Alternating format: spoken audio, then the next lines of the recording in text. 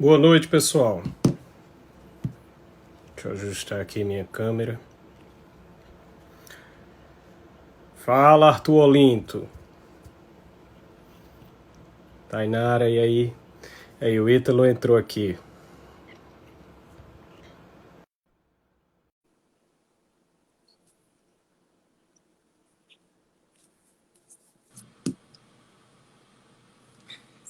Fala, Doc.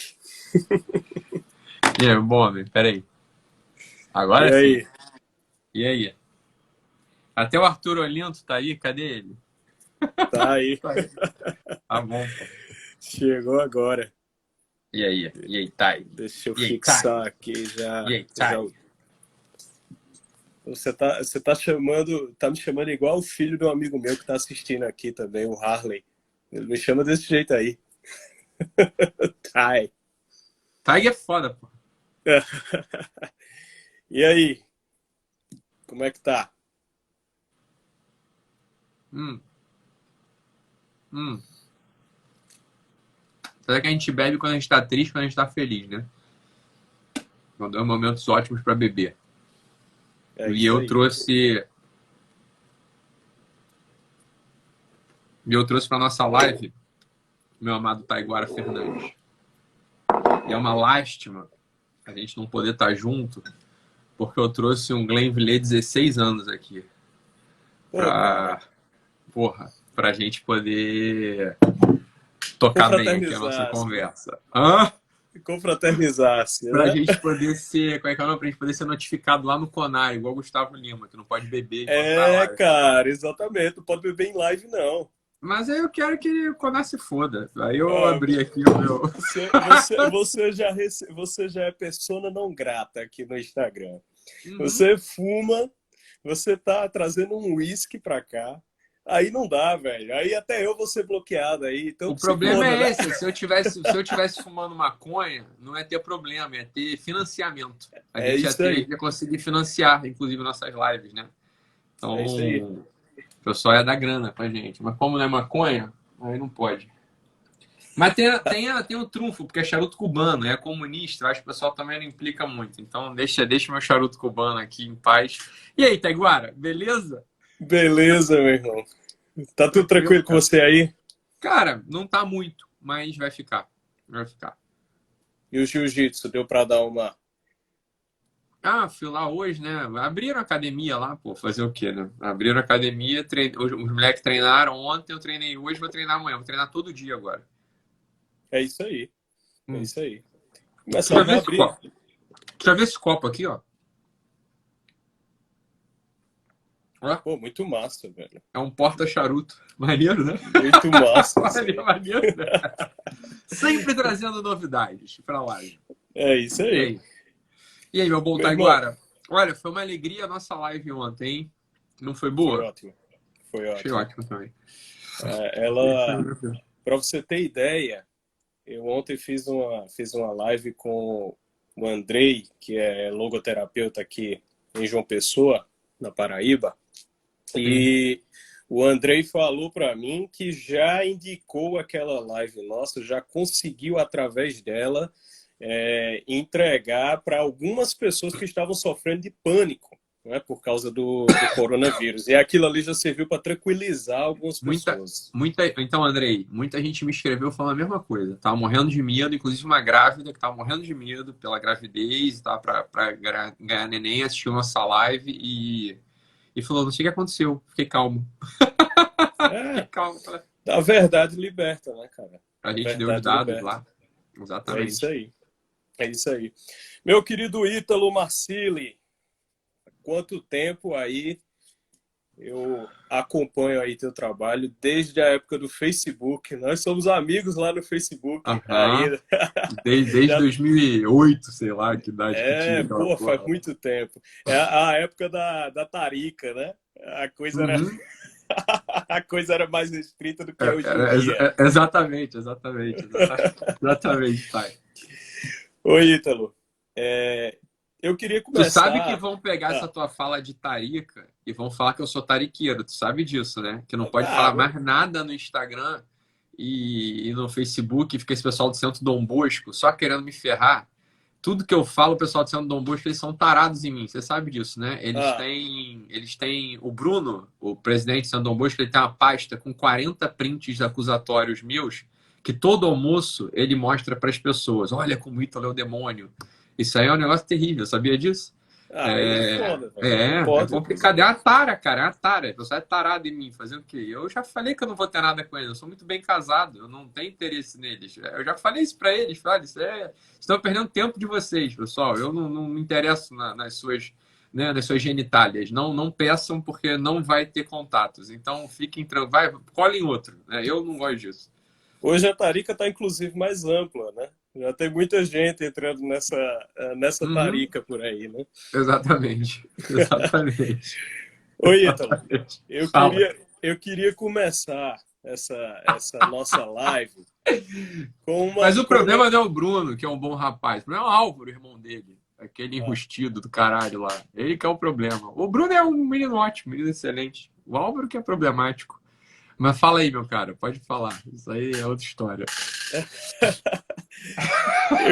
eu queria te fazer uma provocação já de primeira.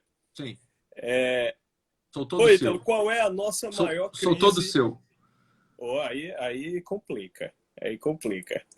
Também sou Mas bem eu, casado. mas eu quero falar, você que traz um homem casado, que isso aí não vai dar em nada. Então fala aí, Pois cara. é, Não, exatamente. as cartas inglesas, né, quando terminam I'm all yours. Porra, pro brasileiro ler um negócio desse, a gente sempre lê pensando em sacanagem, né? I'm all Exato. yours, all yours. Mas, porra, Não, sério? se Todo? você pega todas as expressões da época vitoriana na Inglaterra, Porra! todas eram desse tipo, velho. E pro Todas. brasileiro, né, cara, assim, ó, você botou um verbo e botou um substantivo meio, só, por exemplo, vou escovar o bispo, né? Vou pentear o macaco, vou tirar a água do joelho. Assim, tem sempre uma zoeira. Não significa nada, né? Vou pentear o bispo. Porra, o que essa merda significa, né? Você tem sempre... O Brasil tem uma capacidade de sacanear tudo, levar tudo pra pornografia, Sim, que é um negócio de perfeito, outro perfeito, mundo, né? E fugir um perfeito. pouco dessa linguagem é muito terrível. O pessoal fica afetando o suspensório, etc. Não funciona. Mas fala, Aí, perdão, qual é a ainda mais para provocação? Tá? você aí que é carioca, né? Carioca é que é cheio de gíria desse tipo mesmo. Imagina se eu vou botar suspensório. Olha, tinha uma época aqui que eu era. Tinha um negócio aqui chamado orientação familiar, e tinha um negócio chamado Primeiros Passos, que era um negócio Uhum. importado lá da Espanha para orientar famílias, caralho. Aí a recomendação era: não, os moderadores, que era o meu caso, tem que ir de terno e gravata moderar. Caralho, num sábado de sol no Rio de Janeiro, nem pastor da Terrível, Universal usa essa merda. Eu terrível. falei, eu vou usar essa porra nem aqui nem no caralho. Vou botar no máximo um blazer para dizer que eu tô de boa vontade. Não deu outra, caiu. Ninguém usa mais terno e gravata nisso. É ridículo, né? Óbvio, enfim. Outra É, história. Ítalo, a nossa crise dos dias atuais é uma crise de inteligência, é uma crise de virtude ou é das duas coisas? Essa é a minha primeira provocação aí para você. A provocação dá dias de discussão, né, Tag? Perdão. É isso aí. Essa provocação, olha só. Agora, vamos lá. Eu não sei se você concorda comigo e ficaria muitíssimo feliz se você não concordasse, tá? A gente que tem uma base tanto aristotélica, né? E, bem, às vezes a base não é aristotélica, mas a gente estudou Aristóteles e depois sei que você é católico, bem como eu, né? A gente tem uma literatura muito profusa e profícua também sobre as virtudes. E as Isso. virtudes, muitas vezes, elas são postas como o ápice daquilo que alguém pode desejar nesse mundo e nada mais diabólico do que isso, né? A virtude, veja, ela, ela é nada, ela é nada se comparada com uma outra coisa que é o amor, né? Agora, esse amor que quando às vezes a gente fala, ele se torna muito abstrato, porque usam aquela frase do Santo Agostinho, a torta é direito, né? Em qualquer bar, em qualquer pichação de muro, em qualquer dissertaçõezinha de mestrado vulgar e tosco, usam aquela frase do Santo Agostinho, amades e fazedes o que queredes, né? Assim, ama e faz o que queres. Claro, tá, meu filho, a gente vai precisar entender o que é o amor no caso concreto, né? O que é o amor no caso concreto. Então, quando a virtude ela passa, Taiguara, e aí a minha visão sobre isso e e entendo que muita gente boa, muitos sacerdotes, inclusive, muita gente boa mesmo vai acabar discordando disso, né? Mas não é nem tanto discordar, é mais por não entender o lado pelo qual eu estou tratando o assunto. Quando a virtude ela passa a ser o ápice do nosso desejo nesse mundo, então, por exemplo, eu quero ser uma pessoa justa. Ou então uma pessoa prudente, temperada, perseverante, leal, nobre, e por aí vai. Acontece o seguinte, agora, isso tudo funcionaria, e aqui que está um pouco da inovação, da minha visão sobre o assunto da virtude, tá? A virtude ela tem que conduzir, esse é o passo que eu acho que a gente tem que fixar para poder ter conversa aqui, né? A virtude ele é um passo, necessário ou não, ao amor. Acontece que Deus é amor. Isso. E Deus é verbo. Deus é verbo. Então, como é que Deus manifesta o amor dele nesse mundo? Dizendo, e as coisas são. Né? Fiat, e as coisas são. Né? O amor de Deus nesse mundo ele se manifesta através de um verbo que permanece, através de uma presença do verbo do próprio Deus. Tá? Então, o sujeito que queira ter a semelhança de Deus, né? Honrar aquilo para o qual foi feito, ou seja, imagem e semelhança de Deus, essa pessoa, muito antes de buscar a virtude, e aí que está um ponto de crítica cultural, né? A gente vê um monte de crentelhozinho, um monte de crentezinho semi-analfabeto, tá? Querendo ser virtuoso. Eu parei de beber, eu sou virtuoso. Eu não espanco mais minha mulher, eu sou virtuoso, né? Ou então, um monte de católico também, né? Querendo ser virtuoso, porque agora eu estudo São Tomás de Aquino. É mentira que não estuda, né? Para começar, é falso. Isso é falso. A gente não conhece ninguém que estuda São Tomás, essa que é a verdade. Quem estuda São Tomás não enche o saco dos outros. Esse pessoal que enche o saco dos outros certamente não estuda São Tomás. Porque existe um problema que é anterior a toda a virtude, que é o problema do amor. E o amor em concreto para o homem, para mim e para você, ele se radica numa semelhança ao próprio Deus que aparece através do, e aqui está o pulo do gato, do domínio do verbo. Exato. Anterior a todo desejo e toda conquista de virtude, é necessário um domínio da linguagem. Um sujeito que não domina a linguagem é um sujeito que miseravelmente vai falhar uma e outra e outra e outra e outra vez, tanto na aquisição da virtude estrito sensu, quanto na vida espiritual, religiosa, lato sensu, quanto na vida cívica, né? Na vida moral e cívica. O domínio da linguagem é uma das coisas que faz os sujeitos vencerem e perderem. Vencerem e perderem o quê? As coisas desse mundo também, mas sobretudo a própria alma. Um sujeito que não tem a linguagem bem desenvolvida, e aqui está o ponto central da história, né? Fala assim, então, mas é esquisito, para agora para ser santo tem que ser inteligente. Óbvio que tem que ser inteligente. Né? Um santo precisa ser inteligente. Um santo obtuso, ou burro, né? Ou teimoso, ou ignorante, ou implicante, é algo que, assim, impensado. Esse sujeito ele nunca vai ser santo. Ponto. Né? Por quê? Porque existe uma necessidade de uma coerência, uma docilidade da alma, entre a alma e o verbo do próprio Cristo. Ora, como a gente desvenda o verbo na nossa própria vida? Através do exercício da acuidade da inteligência, da acuidade da atenção. Estar radicado dentro de uma linguagem coerente, então, em primeiro lugar, declarar o que as coisas são, portanto, alegrar-se com o belo, reverenciar aquilo que é bom, né, e se iluminar com a inteligência, é um ato necessário para que a gente possa começar a falar em virtude em algum momento, se isso for necessário. A virtude ela pode ser que jamais ela se aplique. Pode ser que jamais seja necessário um sujeito pensar na palavra virtude, se ele pensou na palavra inteligência e agiu em consequência a essa inteligência. Qual inteligência? A inteligência da própria cabecinha? Não. Mas a inteligência do mito grego. Né? Quando a gente vai ler o mito do Ion, que é a grande discussão, né? Da onde vem a poética? Da onde vem a poesia? A poesia ela é um ofício do conhecimento do trovador, ou a poesia é um sopro das musas que delicadamente a nossa alma aquece e age em consequência?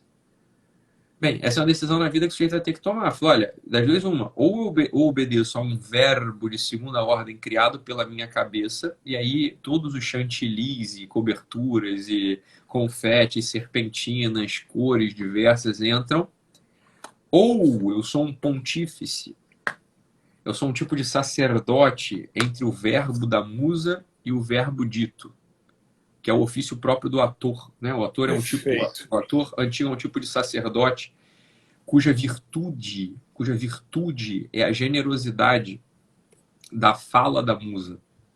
Ele ouve a musa e generosamente ele expõe aquilo que ele ouviu pela música, trazendo para os dias atuais. Fala, olha, um sujeito que busca muito ter virtude, mas é um estulto, é um nécio, é um ignorante, é um jumento, é um idiota, é um implicante, é um egoísta, incapaz de olhar para as cores do mundo e se alegrar, incapaz de olhar para as relações do mundo e reverenciá-las, incapaz de olhar para as descobertas que existem nesse mesmo mundo e se iluminar, esse sujeito é o sujeito que, veja bem, não é que ele não vai ter virtude, ele não é gente ainda.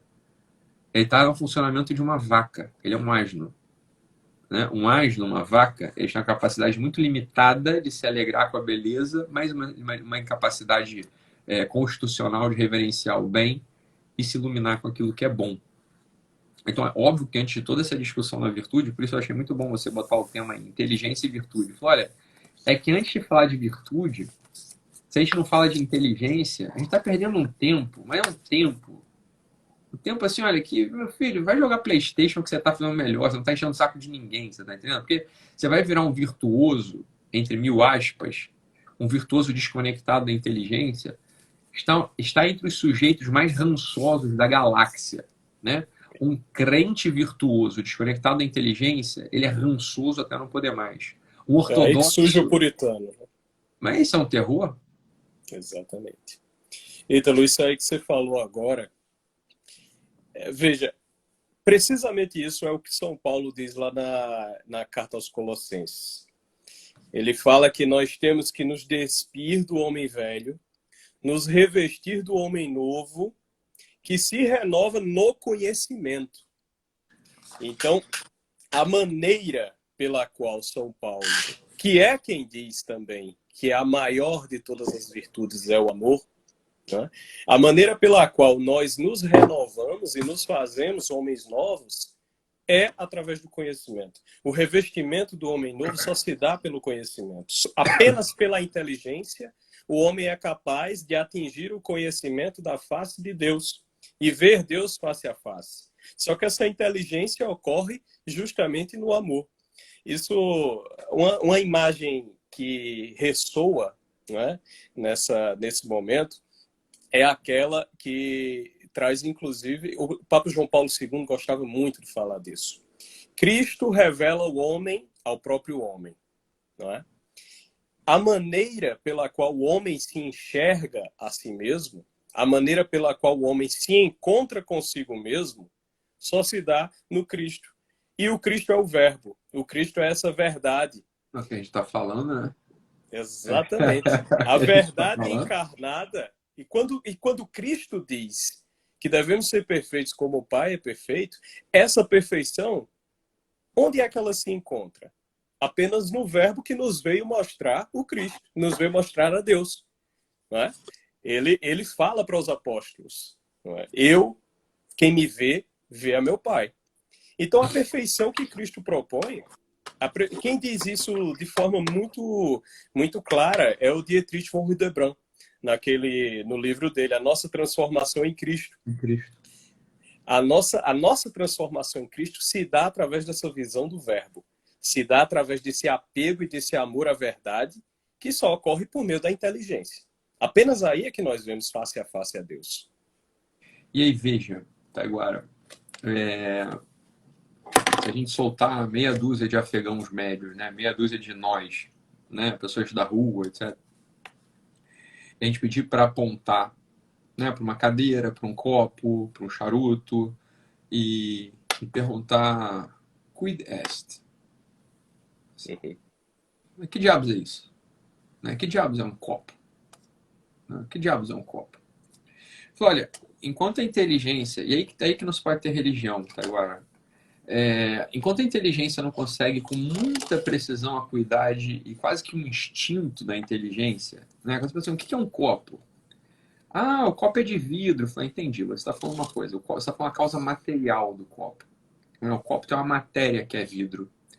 Eu concordo. Agora, amigo, e os copos de plástico? Eles não são copos? Né? E os copos de porcelana chinesa? E os copos de barro? Uai, veja, a sua definição de copo é uma definição, a sua visão do que é um copo é uma visão, entendam aqui, uma visão completamente desconectada do verbo. Quando a gente fala do verbo, do logos, do Cristo, né, que é o verbo, entenda uma coisa, tudo compartilha, tudo participa do verbo de Cristo. Existe um filósofo italiano chamado Cornélio Fabro, que é um dos sujeitos que mais estudou esse elemento chamado teoria da participação. A biblioteca dele, inclusive, está na Universidade de Santa Croce, em Roma. Ele doou a biblioteca dele para Santa Croce, em Roma. Eu tive a oportunidade de olhar essa biblioteca dele quando estive lá, e é muito curioso porque no edifício da biblioteca da Santa Croce, nas escavações, acabaram encontrando um muro histórico. E sabe de quem era esse muro? Esse muro era da casa de São Jerônimo, ninguém mais, ninguém menos que o tradutor da Bíblia. Da Bíblia. Então, assim, Roma tem uns negócios muito malucos, né? Roma é assim, ó, achei o muro, caralho, de quem é o muro? Não, cara, porra, quando eu tive em Roma, a coisa que eu mais me impressionava, pô, na praça, assim, na rua, na sarjeta deles, tem uma coluna romana. Tá ligado? Eu olhava assim, as pessoas sentavam e ficavam em cima. A pessoa encostando pra falar no WhatsApp que é pra lá no... Mas é 2 mil anos. Eu pensei assim, porra, me deu o lixo de vocês e me deixa levar pro Brasil que a gente monta um museu lá, tá ligado? Eu francamente falo, tô com uma saudade brutal de Roma. Tem me dado uma saudade de Roma muito grande, mas agora não tem a mínima possibilidade de ir lá, né?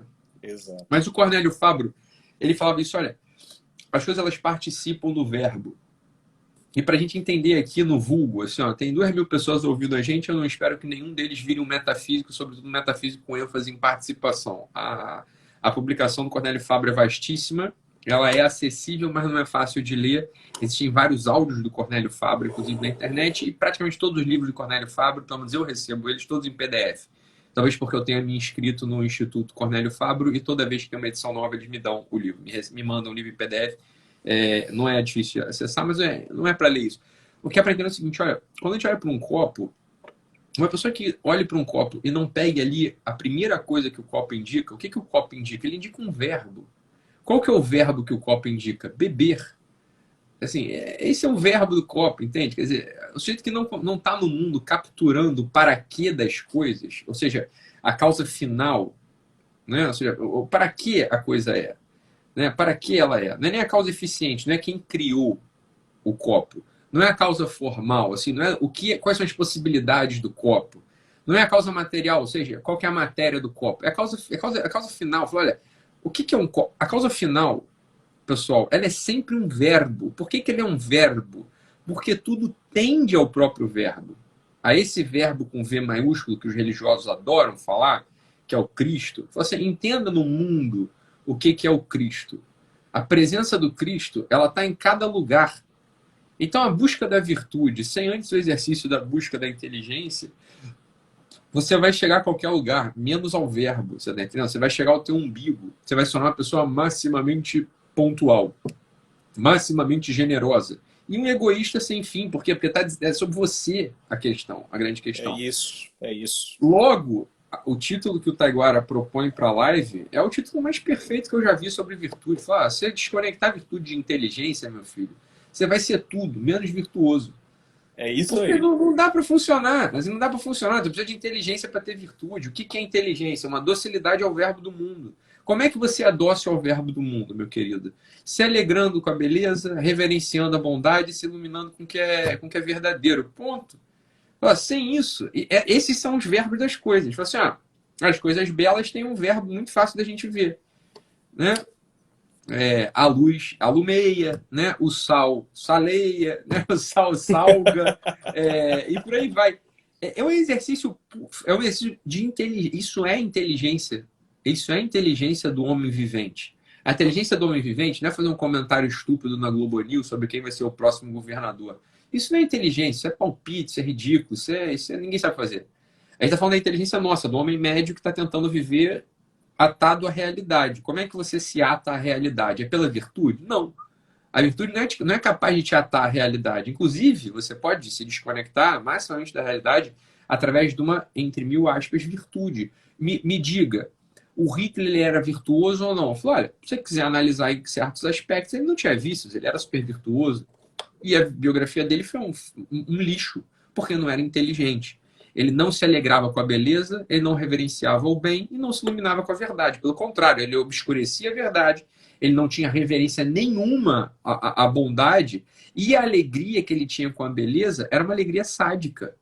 Né? Que beleza há em você incinerar 10 milhões de judeus? Olha, há uma beleza técnica. Né? Você vai se alegrar com uma beleza técnica cuja finalidade é homicida? Olha, francamente falando, é um jumento. É um jumento. É um jumento mortal. É um jumento. Que virtude você pode louvar? E aí a gente vê muitos pais de família ignorantes. Falam assim, não, mas pelo menos o Hitler era patriota. Fala, então, cara, eu sei que esse pai de família é um ignorante que não tem que ser ouvido absolutamente, que tem que ser excluído do debate público, tem que ser a pessoa assim, olha, você é absolutamente desrespeitoso, você não tem respeito algum à sua pessoa, não é nem a sua ideia, a sua pessoa ela não é digna de respeito, entenda? Porque você é uma pessoa que está louvando um genocida, porque esse genocida tem uma capacidade de organização, porque esse genocida tem uma capacidade de liderança. Entende? Isso é virtude. Uma bela bosta. Bela bosta. Está desconectado da inteligência, não funciona para nada. Santo Tomás, ele sempre frisou que o homem ele tem paixões, vontade e razão. A virtude ela age sobre a vontade. A virtude ela nos dá o reto agir. É isso que Santo Tomás dizia. Como você age corretamente nesse mundo? É aí que entra a virtude. Ela age sobre a vontade. Mas existem virtudes que agem sobre a razão. E veja que se você não tem essa razão fundada na verdade, não é possível que a tua vontade se exerça no mundo da maneira correta, porque você tem os princípios errados. A tua razão caminha para outro lado, ela não caminha para a identificação da verdade, ela não caminha precisamente para a identificação com o verbo. Então você está caminhando num caminho distinto daquele que é o caminho da realidade. E isso aí afasta o homem da própria virtude. É por isso que há uma divisão, né, entre as virtudes que são puramente o ethos natural do homem. Né? Quando a gente fala ethos natural, o que é isso? É um homem que você vê é um gênio como ser humano, mas ele não tem o ethos sobrenatural. Ele não pode ser um ser humano completo e perfeito. Quando você olha um cara como Napoleão, por exemplo, Napoleão tinha uma série de virtudes humanas, uma certa genialidade estratégica, genialidade militar, mas era um cafajeste, era um filho da puta, entendeu? Porque ele não tinha essa perfeição que apenas a identificação com o verbo é que providencia. A maneira pela qual nós nos unimos ao verbo é a única maneira possível de participar da realidade divina. A participatio que você falou há pouco, isso aí os escolásticos diziam o quê? Quando você tem uma lei, né, que é a lei de Deus, e você participa dessa lei, através da sua razão, aí é que você encontra a verdade plenamente. E encontrando essa verdade é que você pode agir completamente no mundo. E agir de forma correta. Essa é a participação que todo mundo falava há muito tempo atrás, mas onde foi que nós perdemos isso? Veio um cara chamado Kant e coloca na cabeça das pessoas que elas estão distantes da realidade e não conseguem enxergar a verdade como ela é. E aí as pessoas perdem não só o referencial de realidade, como perdem também o referencial do que é bom e verdadeiro e do que é belo. Olha, Taguara, você, né, excelente aluno do professor Olavo, deve ter passado pela mesma epifania que eu passei quando o professor Olavo, com toda aquela genialidade, desmonta o edifício kantiano em uma frase. Ele fala, Kant, Eu entendo que tudo é aparência fenomênica. Agora, isso que tu dizes também é aparência fenomênica ou não? Acabou a filosofia kantiana. Porque, Como é que eu olha, leio um livro de Kant, cara? Eu sei mas que eu tô assim, lendo um livro de Kant ou... aquilo, olha, um amigo meu, ex-amigo, eu acho, porque resolveu já briga comigo, Gustavo França, foi para Navarra fazer lá o doutorado dele, mestrado, sei lá, em Kant. Falei, coitado, vai gastar um tempo. Bem, coitado não, porque, pô, deve ser legal pra caramba ir pra Navarra, né? Mas assim, Sim. é uma palhaçada sem fim, entendeu? Assim, Kant, francamente falando, essa é uma daquelas coisas que você fala assim, ó, fui feito de idiota por 200 anos. Hoje a gente continua com essa idiotice, né? Estimulando os estudos em Kant, ou a gente dá um basta nisso e fala, olha, Kant fez a gente de idiota, porque isso aqui, na largada, temos um problema. Fala, olha, se tudo é aparência fenomênica, meu filho, a sua obra é uma aparência fenomênica, logo eu não posso saber do que você está falando. Se eu não posso saber do que você está falando, não vou mais te ouvir. É Pronto, isso, acabou. é isso. Pronto, acabou. Agora, isso é a grande coisa, foi o que você falou, foi a conexão perfeita que você fez. Falei, olha, existe uma desconexão de participação entre o verbo da obra de Kant e o próprio verbo. Porque se aquilo é aparência fenomênica só, a gente não está falando do verbo do Kant. A gente está falando o seguinte, você está falando de uma outra coisa. Você está falando do aspecto material da obra do Kant, do aspecto formal da obra do Kant, do aspecto talvez até eficiente da obra do Kant. Mas e o aspecto final da obra do Kant? Não se pode ter, porque ele mesmo informa que não dá para saber. Não dá para saber. Falar, então tá bem, Kant. Se não dá para saber, para que eu vou te ler? É muito simples, assim quanto isso, Cantão. Ô, Cantão, tu tá viajando aí na maionese, filho. Esse é o teu ponto, cara. Eu sei que é ridículo e triste falar isso do Kant, porque ele, óbvio, cara, 50% da produção filosófica do Ocidente é sobre Kant. É por isso que a filosofia do Ocidente tá um lixo. Estão falando de um bosta. Isso aqui é a coisa, né? É isso aí. É Você duro veja, falar. esses dois filósofos que na modernidade são... Eu acho uma beleza quando eu vejo um monte de retardado pegando a frasezinha do Descartes e botando aí como epígrafe das fotos no Instagram, né? Penso, logo existo. Eu fico pensando, eu fico matutando aqui comigo, como é que o cara não percebe a contradição intrínseca em você dizer penso, logo existo? Então quer dizer que você só existe depois de pensar, e quem é que estava pensando antes? Não é? Não, pô, você existe, por isso que você pensa. É essa a conexão da realidade. Você não está pensando na realidade. Você existe na realidade. Você participa dela. Você tem um lugar no mundo. Agora perceba, Ítalo, justamente quando inseriram esse tipo de porcaria na cabeça das pessoas, as pessoas pararam de ser responsáveis. As pessoas pararam de acreditar que elas tinham alguma responsabilidade a dar perante Deus, perante os outros, porque elas pensam, logo existem. Então elas só existem depois daquilo que elas pensam. Se elas pensarem que podem matar, então o que existe depois é a lei do que elas pensam. É aquele negócio, né? Tudo é correto se te faz feliz. A irresponsabilidade moral e a covardia diante do que nós vemos no mundo inteiro acontecer, ela surge precisamente dessa desconexão da inteligência. Quando você separa a inteligência da realidade, pronto, você cria uma geração de ineptos, de pessoas covardes, de pessoas burras e de pessoas irresponsáveis diante daquilo que elas têm que cumprir no mundo inteiro. E aí chega aqueles exageros, né, Taiguara? Que é exatamente o que a gente está falando aqui. Então, olha só, imagina só que o Taiguara agora tá de verde, né? Ele é um grandíssimo de um ecologista, tá? E eu, porque tenho pesos e caneleiras aqui atrás, eu sou um tremendo um gay, tá? Então, nós temos nossas divergências. Eu faço exercício glúteo, tá? Então, veja bem, eu penso, tá? Eu tenho um pensamento. Na minha cabeça, não há nada mais importante do que treinar glúteo para poder, no final das contas, botá-los, né, na praça, né? Para ser apreciado por outros sujeitos que adoram glúteos. E o Taiguara tá de verde. Evidentemente, ele é um desses veganos contumazes que ama os animais e de modo algum os comeria e, portanto, ele acha que toda a galáxia deve se alimentar de vagem. Abraça a árvore também, né? Abraça a árvore, os caralho. Aí o Taiguara, ele pensa desse modo. E esse pensamento,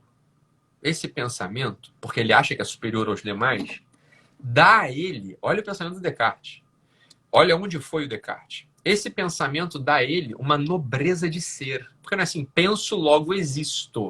Ora, É como o isso. pensamento dele é superior aos demais, ele existe de modo superior. Se alguém não pensa como o Taiguara, essa pessoa tem um nível de existência inferior. Ora, até que ponto essa diferença de existência não autoriza, por exemplo, a um genocídio? Olha, Isso. o sujeito pensa diferente de mim, logo ele é menos do que eu, porque o meu pensamento é superior ao dele. Olha o raciocínio. O genocídio está, assim, ó, segundo passo, o genocídio está autorizado. Esse, vamos lá, um filósofo nunca mata uma pessoa, ele mata 100 milhões de pessoas. Ele é diferente de um bandido que mata uma, duas pessoas. Né? O filósofo ele mata 100 milhões de pessoas. Esse tipo de pensamento é evidentemente uma desconexão da inteligência, ainda que o sujeito se ache muito virtuoso. Porque ele pode justificar a virtude dele da constância, ele pode justificar a virtude dele do idealismo, ele pode justificar a virtude dele, ele pode ter 1000 virtudes. Ele pode ser um desses veganos, assim, entre 1000 aspas, virtuosos, mas com a inteligência completamente desconectada do real. Ora, uma virtude desconectada do real, uma virtude cuja inteligência não está aderida ao real, ela vai levar o sujeito a ter uma forma inferior de vida. Não é claro que vai ter uma forma inferior de vida. É uma forma que das duas, uma. Ou ela vai ser uma forma neurótica de vida, ou uma forma tirânica de vida, dependendo do poder que o sujeito tem na sociedade. É por isso que eu achei o tema da live, é excepcional. É inteligência e virtude. A virtude sozinha, ela é nada. A virtude sozinha, inclusive, ela é odiosa. A virtude sozinha, ela é uma coisa assim, meu filho, você está prestando atenção só em virtude, você vai ser um frustrado. Por quê? Porque isso é uma outra coisa, né, Taiguara? Quando a gente lê a biografia dos santos, eu sei que você já leu várias biografias dos santos também, tem uma coisa que todo santo no final da vida fala, e fala de um modo que a gente não consegue entender. Ele fala o seguinte: olha, eu não fiz mais do que estorvar, eu não fiz mais do que atrapalhar. Deus me perdoe pela miséria que eu sou. Deus me... Então, assim, ó, no final da vida, o santo não acha que tem virtude. Ele não acha que tem virtude. Então, olha só, uma vida orientada à busca da virtude, ela das duas, uma. Ou ela é frustrada ou ela é soberba. Porque se você buscou a virtude e achou que alcançou, você é um soberbo. Porque o santo é mais virtuoso que você, ele não acha que teve. Ou você é frustrado, porque você buscou e não encontrou. Então, obviamente, a vida vai ser um lixo. É Então, isso. essa tara contemporânea acerca da virtude, ela é francamente um sopro diabólico. Ela é francamente um sopro diabólico. Olha, a virtude, meu filho, em terceiro, quarto plano. O que a virtude tem a ver com a vida humana? Né? O que a virtude tem a ver com a vida humana? Então você só pode agir, só pode falar, só pode amar, só pode se entregar, só pode dar a tua própria vida depois que você for virtuoso?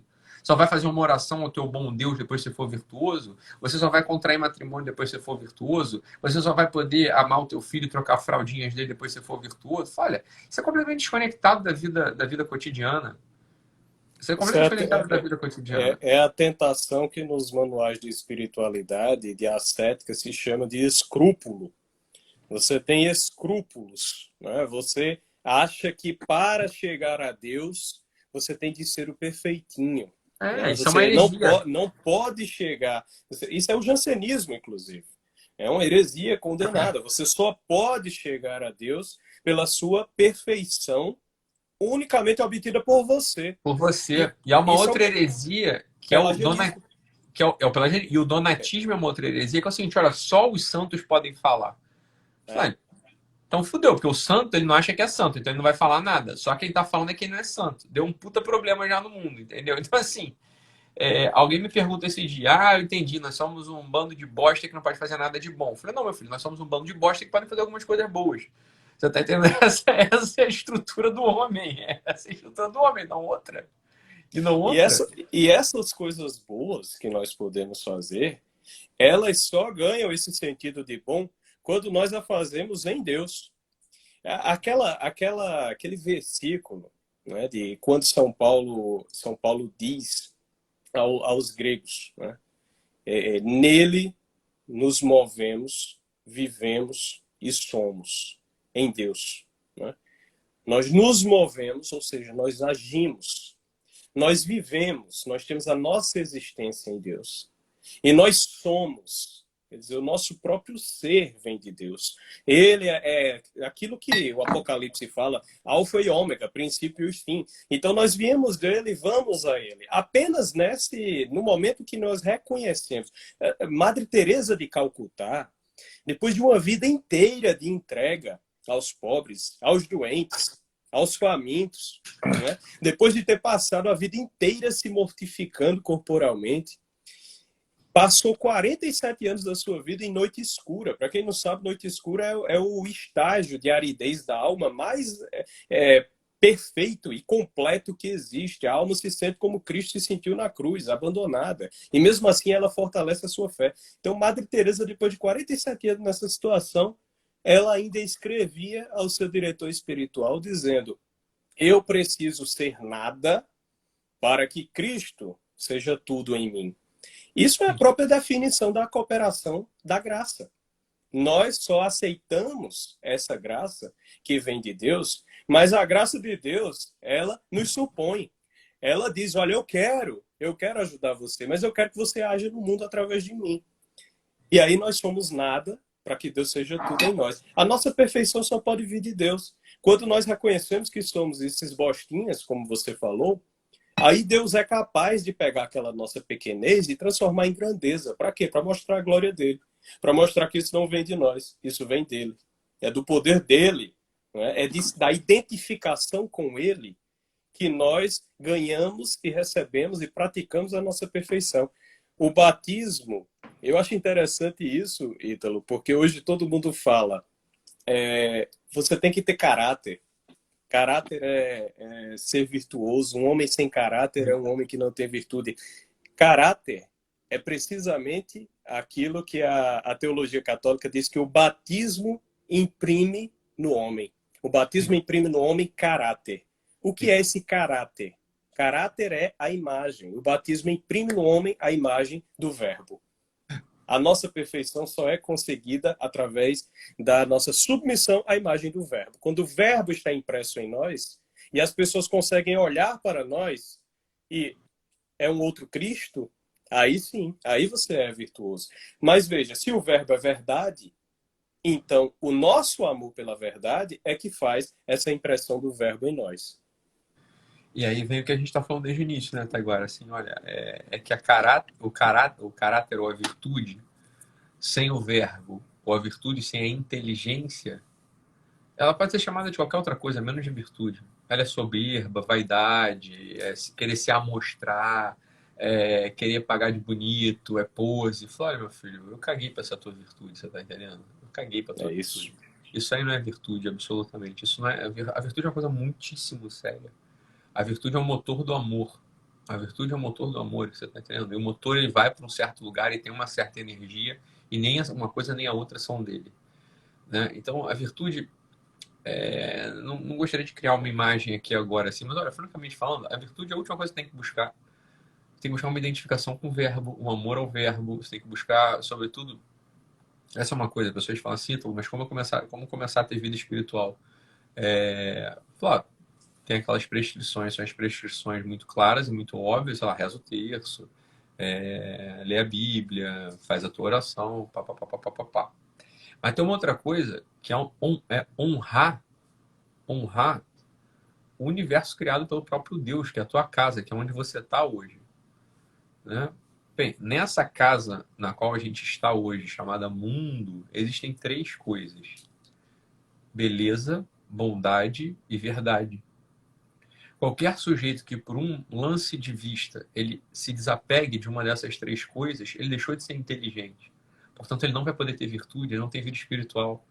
Quer dizer, um sujeito que não se alegre com a beleza, né? E a beleza, ela nos rodeia a todo instante. Assim, a alegria com a beleza não é você virar um bobo alegre, mas é você perceber como é que é a estrutura do mundo. Fala, nossa, mãe, que legal. Essas coisas estão aqui, você está entendendo? Tem coisa boa, coisa bela. Agora, a reverência com algo bom e não a inveja com algo bom, né? Existe uma série de pessoas que têm religião que invejam a bondade, porque não foram elas que cometeram a bondade, né? Não foram elas que praticaram a bondade e elas vão querer encontrar, é óbvio que vai conseguir, elas vão querer encontrar deficiências na bondade. Porque, óbvio, essa é a bondade desse mundo, não é a bondade de Deus. Ora, se o Taiguara ele faz algo bom, né, no dia de hoje, é evidente que se eu for uma pessoa assim com uma capacidade, se eu for um Sherlock Holmes, eu vou descobrir que o Taiguara é um farsante. Por quê? Porque, olha, junto com essa bondade cometida pelo Taiguara hoje, existe todo um universo de maldade. Ora, acaso não sabeis que é assim mesmo que funciona a vida? Tá entendendo? Assim, olha, reverencia a bondade muito antes de apontar para a maldade que existe. Só maldade, meu filho. É francamente falando, o sujeito que está fazendo isso, eu não preciso nem investigar muito. Ele é mau, assim, porque ele está querendo ver um negócio ali que. É... Essa é aquela coisa da maldade do mundo que as pessoas perguntam assim: ah, mas como é que se Deus é bom? Como é que ele permite a maldade no mundo? Falo, olha, deixa eu falar uma coisa para o sujeito que tem esse pensamento, que eu sei que é um pensamento que atrapalha muito as cabeças de muita gente. Fala, olha, nenhum santo jamais pensou nisso. Você tá entendendo? Fala, nossa senhora, ela estava ali olhando a maior maldade que existiu no mundo, que foi crucificar o Cristo. Você acha que ela estava olhando para a maldade? Ela estava olhando para o amor do filho dela, estava olhando para os apóstolos, estava olhando para a ressurreição, ela estava ali amparando os outros, você está entendendo? Então só pensa em maldade do mundo, aquele jeito que é puramente mal, que é francamente mal. Porque o que ele está fazendo? Fala, é óbvio que o mundo é mal. Você está nele, porra. Você tá entendendo? Você tá no mundo, você tem uma rachadura, você tem uma trinca aí dentro, você é trincado, você é mal. Então, só pelo fato de você existir, o mundo já é mal. Você tá entendendo? Você tá querendo olhar para isso mesmo? Então, ó, temos um baita de um problema aqui. Temos um baita de um problema aqui. As pessoas sérias, Taiguara, me parece, assim, as pessoas sérias que estão querendo não só uma vida espiritual séria, mas as pessoas estão querendo de fato uma vida séria, elas não olham nem por um segundo para a maldade do mundo. Você tá entendendo? A maldade do mundo é uma coisa assim, olha, a maldade do mundo é a minha maldade, é só olhar no espelho que eu vejo a maldade do mundo. Então, em vez de olhar para a maldade do mundo, você vai olhar para as coisas que são boas, porque tem inúmeras delas. Você vai olhar para a verdade, para a bondade e para a beleza. Então, ó, olhe para isso, que a tal da virtude que muitos desejam, ela vai vir a reboque sem você nem sentir, sem você precisar falar dela. Né? Sem você precisar falar dela. Talvez isso é absolutamente absurdo. Você foi olhando para o mal do mundo, ah, mas eu tenho mal na África, Deus não existe. Fala, meu filho, para de treta, você já nem quer acreditar em Deus, você já nem gosta de Deus, você nem gosta de religião, você não gosta nem de bondade. Porque se você gostasse de bondade, você estava olhando para as coisas boas, querendo fazer coisa boa. Você está entendendo? Você estava querendo se alegrar com a beleza, reverenciar o bem e se iluminar com a verdade. Então você fica olhando muito para o mal aí, né? Francamente falando, os santos não ficam olhando para o mal. Os santos reparam o mal e fazem coisa boa. Falei, porra, que dificuldade tem em viver assim? Né? Isso é quando a gente está de treta. Quando a gente tá, então, tem um monte de gente que eu conheço, tá, agora. Fala, ah, eu quero virtude, virtude, virtude. Você sabe falar de mal no mundo. Ah, mas o mal na igreja. Ah, mas porque o padre agora não usa renda. Ah, mas porque agora os cultos protestantes, eles são todos, né, não tem, são feios. E as igrejas são feias. E isso, fulano é feio. Tá bom, cara, isso aí tudo é verdade. Agora, para de pensar nisso e vai tratar de fazer o bem. Né? Vai tratar de se alegrar com a beleza, vai tentar de levar a alegria para tua família, para as pessoas que estão doentes, vai tentar reverenciar aquilo que é bom e honrar as pessoas que estão tentando fazer o bem no mundo, né? Em vez de ficar falando mal delas. Né? Esses dias um fofoqueiro chegou falando mal de mim para uma amiga minha. E a minha amiga falou, Ítalo, isso que ele disse é verdade? Eu falei assim, olha, sei lá, cara, se é verdade ou não, o fato é que você tá, entendo o que tá acontecendo, você tá caindo na dele, você tá entendendo? Você tá olhando pra uma coisa que é má. Por que ele não tá olhando pra coisa que é boa? Tá É. entendendo? Assim, é simples, porra. É O, simples, você tá o entendendo? conselho de Cristo de tirar primeiro a trave do olho para depois olhar para o cisco, né, no olho do irmão, ele tem também uma conotação reversa. Olhar antes também para o bem, para poder encontrar o bem. Só isso. E Então, depois que você encontra o bem, tu não quer ver cisco, você tá entendendo? Eu falei, não é tem isso. cisco mais. Então, você é que dane-se o cisco, porra. Com cisco a gente enxerga. Tanto faz se tem cisco ou se não tem cisco. A grande coisa é essa. Olha, tem um monte de coisa boa que você pode fazer no mundo. A começar por trabalhar, por servir, por ser forte, por não encher o saco, sacou? Essas coisas boas você pode fazer no mundo. Pra já, pra hoje, é isso que você pode fazer. Ah, você quer rezar um Pai Nosso? Reza. Quer rezar uma Ave Maria? Reza. Quer rezar um terço? Reza também. Emenda a tua vida. Fala que você vai parar de pensar em mal no mundo. Você só pensa em Agora, mal no mundo quando você tá absolutamente afogado no mal. Você tá afogado no mal e não quer sair dele. Então você só vai pensar em mal no mundo mesmo, meu filho. É isso que você vai ter no final da vida. Você vai ter aquilo que você pensou em ter. é isso aí. A pedagogia, isso tudo que a gente falou, se resume naquele símbolo, né? Que não é um símbolo, é a maneira imperfeita como nós explicamos a realidade da Santíssima Trindade. Deus Pai nos lembra o poder, Deus Filho nos lembra a verdade, é o verbo, né? O Logos divino, a razão. E Deus Espírito Santo é o amor entre os dois. Então perceba, o poder do Pai que age, que cria, através do verbo, que é essa razão divina, une-se pelo amor do Espírito Santo. É exatamente a união que nós devemos ter também entre verdade, não é? Inteligência e virtude, o reto agir, o nosso poder no mundo. O que nós podemos fazer no mundo. Nós só podemos fazer alguma coisa de útil para esse mundo que todo mundo reclama, não é? Nós só podemos fazer alguma coisa de útil quando nós unimos a realidade que nós enxergamos através da nossa inteligência, através da nossa razão, pelo amor. É isso que eu achei maravilhoso, né? E você deve ter achado também, quando Bento XVI, que era tão falado como o inquisidor da igreja, começa o pontificado dele com uma encíclica sobre o amor, não é? E o maior teólogo dos tempos atuais inicia o seu pontificado mostrando o amor. Por que isso? Por que isso? Para mostrar que toda verdade, né? a nossa... Exatamente, o amor da verdade. Toda a nossa razão, toda a nossa inteligência, e ele é um dos homens mais inteligentes do mundo, não é? Toda a nossa inteligência só encontra sentido na verdade, no amor. Não é? Quantos inteligentes não já se perderam por orgulho? Hein, Ítalo? Quantos inteligentes não já se perderam justamente pela soberba de se achar melhor do que todos os outros, precisamente por causa dessa inteligência? A inteligência que abre espaço à perda da humildade. E perdendo a humildade, essas pessoas não conseguem se submeter ao verbo. Você não é mais humilde diante do verbo. Existe uma anedota árabe, né?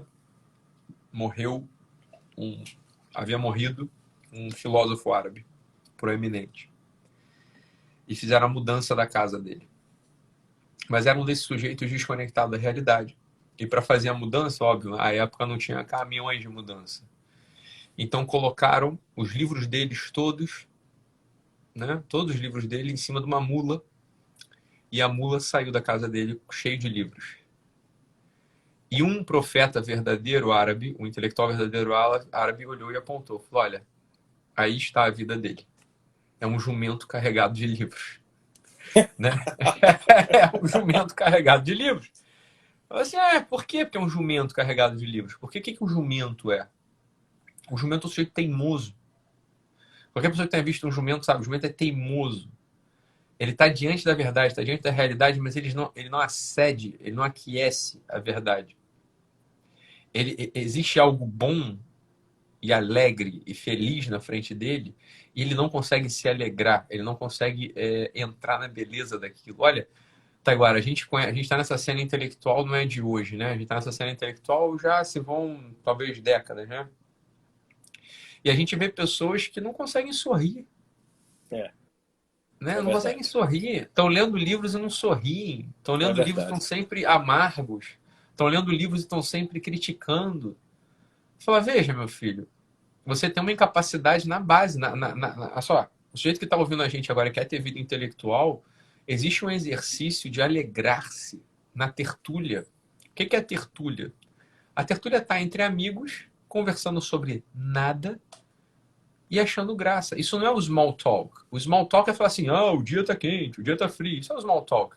Agora, tem uma outra coisa chamada tertúlia, que é assim, olha, eu estou falando das coisas que eu estou vendo, das coisas do meu coração, das alegrias, das minhas vicissitudes, do que está acontecendo, e as pessoas estão ali ouvindo aquilo tudo e se alegrando e rindo e falando, puta merda, cara, tu é muito maluco. Puta porra, eu não tinha pensado nisso. Caralho, tu é muito louco. Olha, isso é o básico da vida intelectual. Isso é o básico da vida intelectual. Taiguara, quando eu fui morar com o Olavo de Carvalho, a primeira cena que eu vi quando eu cheguei no escritório dele, ele estava de costas vendo um vídeo na internet, rindo para um caralho. Tava rindo, rindo, rindo, rindo, rindo. Ah, a barriga dele, né? Deixa eu te perguntar, que vídeo você acha que ele estava assistindo? Não faço ideia. Ele gosta de rir com tudo. Mamonas Assassinas, meu cara. Pô, Ele estava ouvindo, ele tava vendo o clipe da Brasília Amarela. Isso é um intelectual de primeira grandeza. Isso é um intelectual de primeira grandeza porque ele tá rindo com uma coisa que é engraçada. exato. Ele tá achando Exato. graça. Flora, tá ali o Dinho, os pobrezinhos que morreram lá no acidente. Ele tava assistindo um vídeo de uma assassina, rindo pra cacete, porque ele tá se alegrando com a beleza. Fala que ele é engraçado. Aqui tem uma estrutura poética, tem um clipe, aquilo é engraçado, ele tá rindo. Cumpre o seu fim. O intelectual ranzinza, o intelectual assim, eu não acho graça de nada, eu só gosto de ler Foucault. Fala, meu filho, francamente falando, importa pouco. A tua produção intelectual, ela é nada. Ela é nada. Ela não vai servir para nada. Você tá entendendo? Ela vai levar desgraça, ódio, desesperança, tristeza, diagnósticos equivocados, prognósticos errados. É isso que vai acontecer. Então, a primeira coisa é essa. Outra coisa é reverência com o bem. Você notar um ato bom, uma pessoa boa, e você não, porra, ter devoção àquela pessoa, orar por aquela pessoa, querer ajudar aquela pessoa. Vou além, querer morar com aquela pessoa para descobrir como ela faz aquilo. Falo, olha, isso aqui é o princípio da virtude. Falo, sem isso não tem virtude alguma. Sem isso, sabe o que aqui tem? Tá agora, na minha visão, tem histeria e estereotipia. É isso que tem. É isso. Né? Tem nada. Tem nada. Tem palhaçada. E Tem chegará a ideologia. Que aí é que a coisa complica. Todos os problemas que nós vemos na modernidade surgiram de pessoas que padeciam precisamente disso aí. Perderam o amor pela vida, e passaram a amar somente o que estava dentro da sua cabecinha. Claro, elas vão precisar fazer aquilo que a serpente soprou. Ó. Sereis como Deus. Isso. E o que o Deus faz? Cria o mundo. Cria o seu mundo e sereis como Deus. O que a ideologia é? Ideologia é, vou criar um mundo aqui. Só que esse mundo que você criou, meu filho, é um mundo sem verbo. É um mundo de verbo caduco. É um mundo de verbas avessas. É um mundo de verbo emprestado. É um mundo de verbo vazio. O que não tem verbo não tem consistência. O que não tem verbo não tem consistência. Todo o universo dentro das ideologias, por exemplo, Kant, todo aquele verbo kantiano é um verbo sem consistência, portanto triste, portanto vazio, portanto desconectado do fim último da vida. Oi, Ítalo. A gente vai cair em poucos minutos. O pessoal está pedindo para a gente abrir outra live. Você está com tempo aí para abrir mais uns 15 minutinhos? Eu tô. Então vamos embora. Galera, a gente vai abrir outra live aí. Eu vou encerrar essa e imediatamente vou abrir outra. E vocês corram para lá. Temos 2.200 pessoas. Quero ver as 2.200 lá e chamem mais outras 2.200. Manda um aviãozinho aí. É isso aí. Bora, vou encerrar essa agora nesse segundo. E vou voltar imediatamente.